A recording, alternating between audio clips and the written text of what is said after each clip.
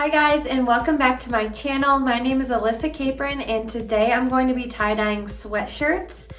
I got this white sweatshirt from Amazon, and this was only $12. It's Hanes and it's a men's large. And I'm going to be tie-dyeing it orange using this, and I'll link these in my description box.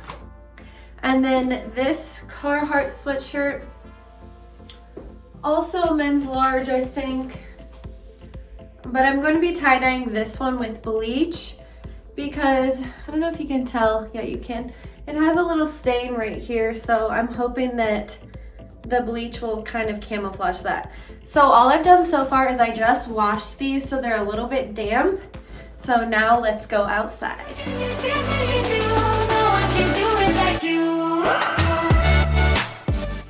I was going to do this outside so that I didn't make a mess, but my cats were just way too interested in what I was doing, so I just laid down some towels, and I also have a tray wrapped in plastic underneath this sweatshirt.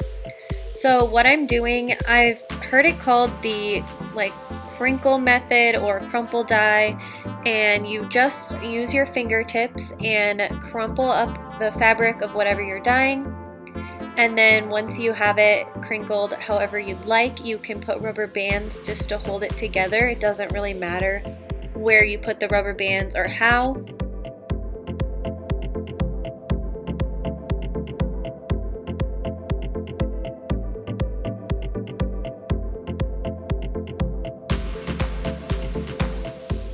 Next, I went to spray on the bleach, and in this spray bottle is half bleach and half water. And I wanted to give you guys a disclaimer, this did not work at all.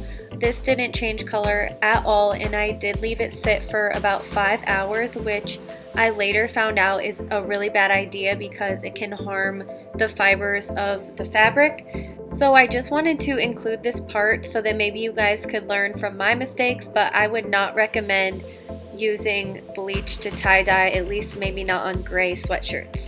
I'm moving on to the white sweatshirt now, which did end up being a success.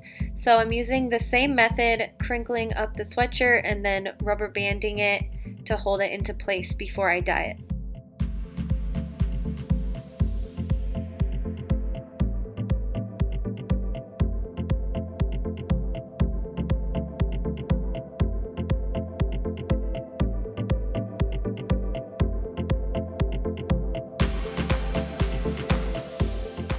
This dye did come as a powder inside of the bottle, so all I had to do was add water and then shake it to make sure it got all mixed up.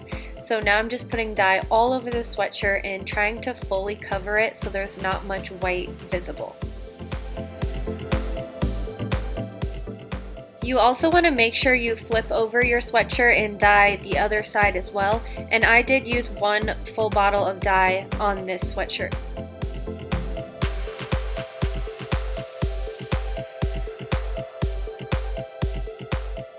So this is 5 hours later, and I just wanted to show you guys what the gray sweatshirt looked like when I went to go rinse it out. Now to rinse out the orange one, I did let this orange one sit for 6 hours because the directions said 6 to 8, and I chose 6 because I wanted it to be less vibrant and more pastel looking. So now I'm just going to rinse it until the color comes out clear, or until the water comes out clear, and then I'm going to wash it and hang it to dry. Hi guys, so today it's a new day, and as you can see I'm wearing the sweatshirt that I tie-dyed. I think it turned out great. If anything, I would have used more dye, but I did run out. So today I'm going to try to tie-dye this again, but I'm not going to use bleach. Every video I've watched, people put bleach on their clothes for like 5 minutes and it turns a color, and this sat for like 5 hours. So I'm gonna choose to believe that the bleach is just not gonna work. So I ordered this blue tie-dye. It's the same brand that I used to do this orange sweatshirt, and I just got the refill kits. So it's like little packs of dye, and then you just put it in your bottle. So hopefully it turns out really good. And first I'm gonna change so that I don't get any blue dye on this sweatshirt. So the very first thing that I'm doing is putting some of the dye directly onto the stain so that I make sure I actually get the stain covered up. And then I'm going to use the same crinkle method to tie-dye this sweatshirt as I did my orange sweatshirt.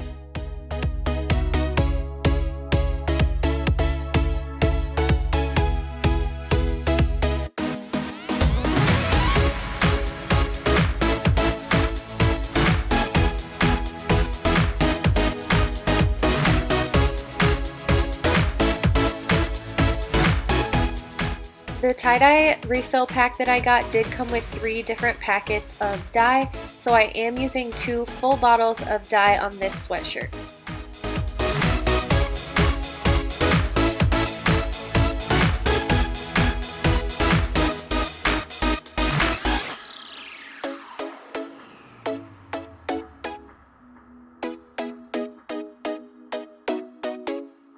It has now been 6 hours, so I'm going to rinse out this sweatshirt until the water comes out clear.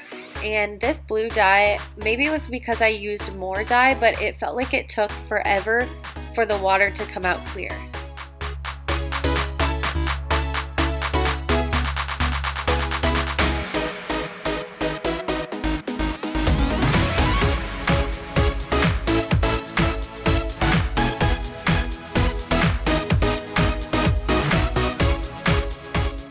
Once I finally got this sweatshirt rinsed out, I put it in the washer, and I should mention that I put it in the wash by itself and on cold.